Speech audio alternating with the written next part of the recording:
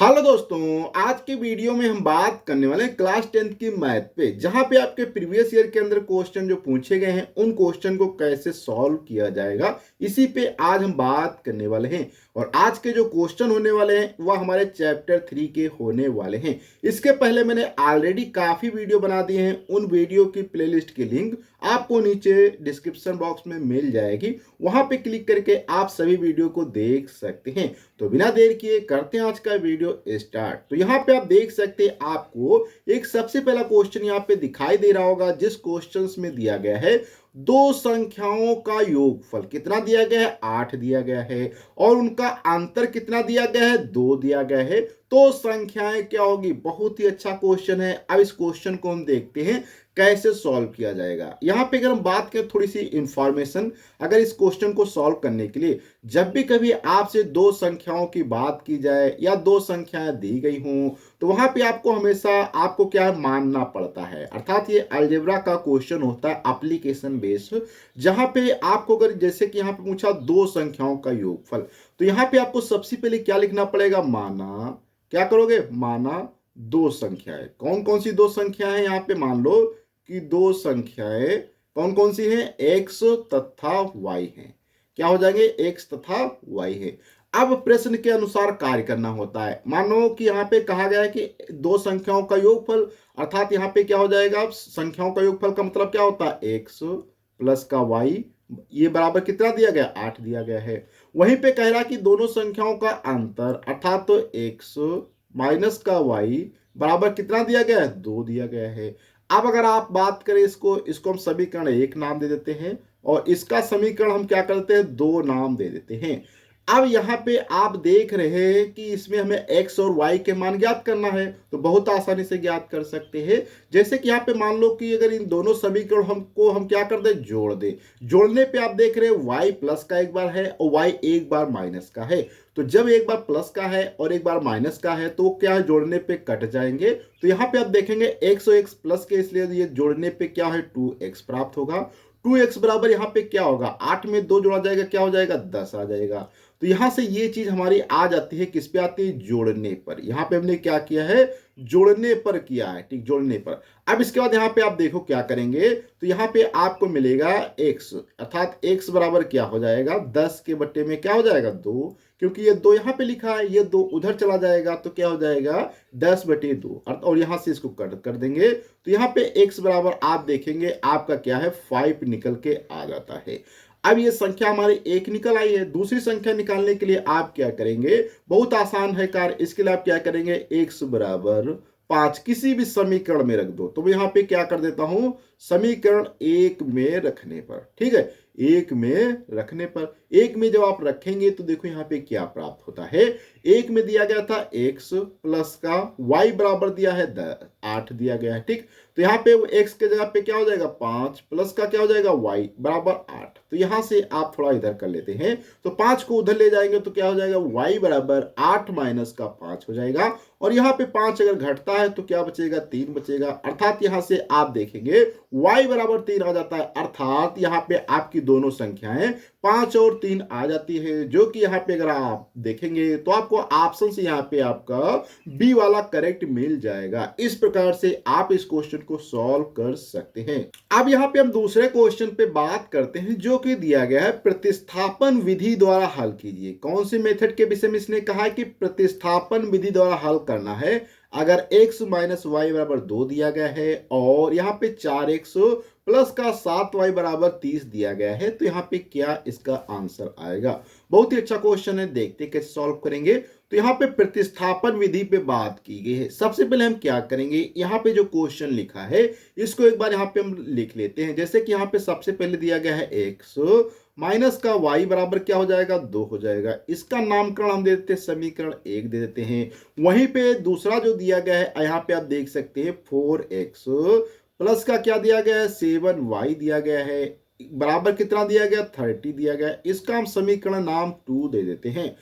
अब यहाँ पे आपको ध्यान देना कि प्रतिस्थापन विधि क्या होती है। वह विधि होती है जहां पे आपको क्या करना पड़ता है, चाहे यहां से आप x के बराबर निकाल लें समीकरण 1 से या समीकरण 2 से, अर्थात x के बराबर या y के बराबर कोई भी मान निकाल लें, वो एक दूसरी समीकरण में रख दे। जैसे कि मैं यहाँ पे क्या करता हूं, सबसे पहले यहाँ पे हम क्या करेंगे, समीकरण 1 से, समीकरण 1 क्या दी गई है, देखो यहाँ पे x माइनस का y बराबर 2 दिया गया है। यहां पे हम क्या करते हैं, अगर x बराबर लिखे तो क्या हो जाएगा, x बराबर 2 प्लस y हो जाएगा, क्योंकि y इधर क्या है, नेगेटिव का है, उधर जाएगा पॉजिटिव हो जाएगा, इसलिए x बराबर क्या हो जाएगा 2 प्लस वाई। और ये किस में रखते हैं, समीकरण 2 में रखने पे, समीकरण 2 में रखने पर।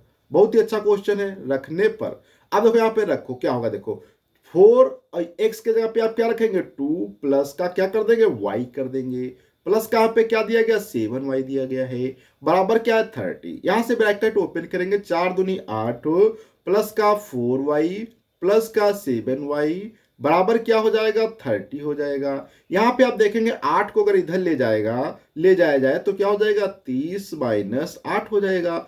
और यहाँ पे आप देखेंगे 4 और 7 जुड़ जाएंगे तो क्या हो जाएंगे, 7 और 4 को आपस में आप जोड़ देंगे तो क्या हो जाएगा, 11y हो जाएगा। और यहाँ पे कितना बचेगा, आप देख रहे होंगे, आपको यहाँ पे 22 बचता है, ये 11y के बराबर आता है। तो यहाँ से y बराबर लिखा जाए तो क्या हो जाएगा, 22 बट्टे क्या हो जाएगा, 11, यहां से कट जाएगा। y का मान यहाँ पे आप देखेंगे कि आपका 2 निकल के आ जाता है। अब इसी प्रकार से यहां पे आप क्या करेंगे, y बराबर आप कहीं पर भी रख दे, चाहे अगर इसका समीकरण नाम अगर आप 3 दे देते, इसका समीकरण नाम 3 होता तो इसमें भी आप रख सकते थे, या समीकरण 1 में। तो हम क्या करते हैं, y बराबर 2 किसमें करते हैं, समीकरण 1 में रखने पर। बहुत ही अच्छा क्वेश्चन है, इसको आपको सॉल्व करना सीखना चाहिए, और हम यहाँ पे पूरे डिटेल से सिखाने की कोशिश कर रहे हैं। अब यहाँ पे आप देखेंगे क्या होगा, x क्या हो जाएगा, x माइनस y की जगह पे 2 हो जाएगा, बराबर का 2, ये माइनस का 2 है, उधर जाएगा प्लस का हो जाएगा, अर्थात तो 2 प्लस 2 अर्थात x बराबर यहाँ पे 4 आ जाता है। तो यहाँ पे आप देख रहे हैं x बराबर 4 आ जाता है, और यहाँ पे y बराबर आपका क्या आ जाता है, 2 आ जाता है। अर्थात यहाँ से x और y के मान बहुत ही आसानी से निकाले जा सकते हैं। और मैं आपको एक चीज यहाँ पे बता देना चाहता हूँ कि जब भी आप x और y के मान निकालें और आपको लगे कि ये गलत है या सही, तो इसको चेक करने का भी बहुत आसान तरीका होता है। इसके लिए हम कहते हैं हाउ टू सॉल्व या चेक आंसर। तो यहाँ पे देखो समीकरण 1 में आपको सिंपल से करना क्या होता है, समीकरण 1 पहले यहाँ पे लिखते हैं, क्या दिया गया है, x माइनस वाई बराबर यहाँ पे 2 दिया गया। ये हमारा क्या होता है, बायां पक्ष होता है, और ये हमारा क्या होता है, दायां पक्ष होता है, ठीक, दायां पक्ष। अब यहाँ पे अगर हम बायां पक्ष को हम क्या कहते हैं, LHS कहते हैं। तो यहाँ पे हम क्या लेते हैं, LHS बराबर क्या दिया गया, x माइनस वाई। यहाँ पे अगर x और y के मान आप रखते हैं तो रखने पे आपको अगर बायां पक्ष दायां पक्ष प्राप्त हो तो इसका मतलब सही है। जैसे कि x का मान कितना दिया गया, 4 दिया गया, y का मान 2 दिया गया, सॉल्व करेंगे 2 दे आ जाएगा, और जो कि क्या है हमारा LHS है। अर्थात यहां से आप देखेंगे तो आपका RHS और LHS दोनों चीजें बराबर हो जाती है, इसलिए आपका क्वेश्चन का आंसर जो भी आया है वो सही है। अब हम अगले क्वेश्चन पे बात करते हैं, जो कि यहाँ पे आप एक क्वेश्चन देख सकते हैं, 3rd नंबर पे दिया गया है, और ये क्वेश्चन आपका NCERT 2019 के अंदर पूछा जा चुका है।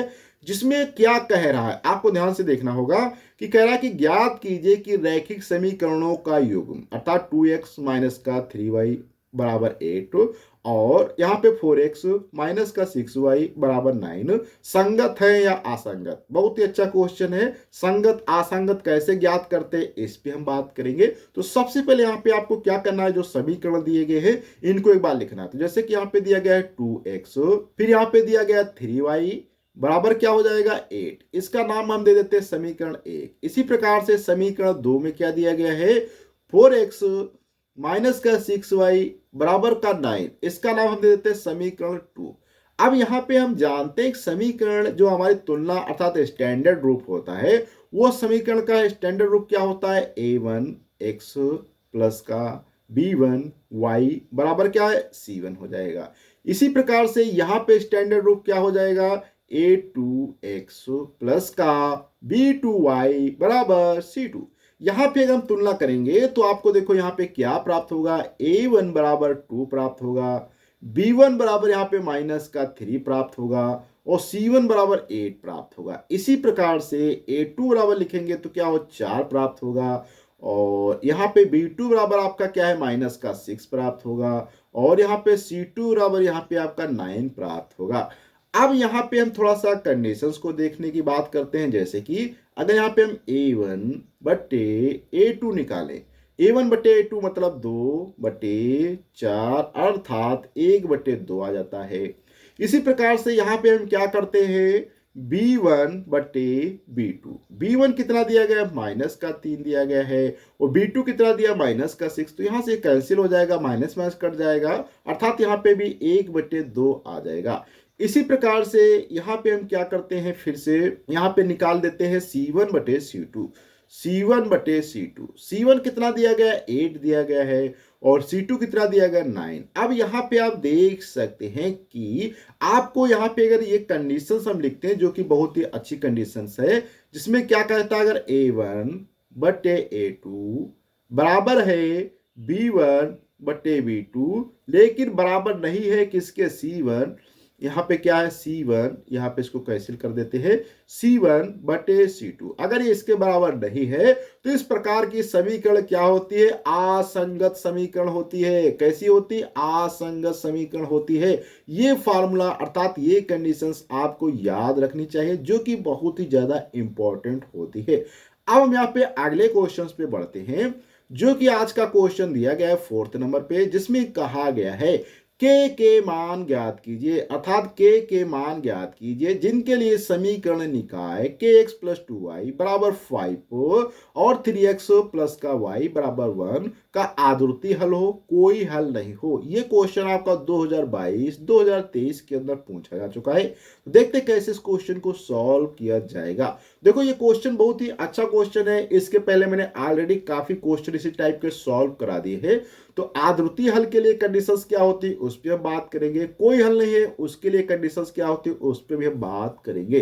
तो यहाँ पे सबसे पहले आपको क्या लिखना होगा, समीकरण जो कि हमारी दी गई है kx हो जाएगा प्लस का 2y हो जाएगा बराबर का 5, इसका अलावा समीकरण हम 1 दे देते हैं। इसी प्रकार से दूसरी समीकरण आपको दी गई है 3x दिया गया है प्लस का y दिया गया है बराबर का 1 है, इसको अब समीकरण आप 2 दे देते हैं। अब यहाँ पे आपको करना क्या है, देखो इसकी तुलना करनी होगी। तो यहाँ पे आप क्या करते हैं, a1x प्लस का b1y प्लस का c2, या यहाँ पे बराबर में आप चाहे तो c2 लिख सकते हैं क्योंकि बराबर में दिए गए हैं।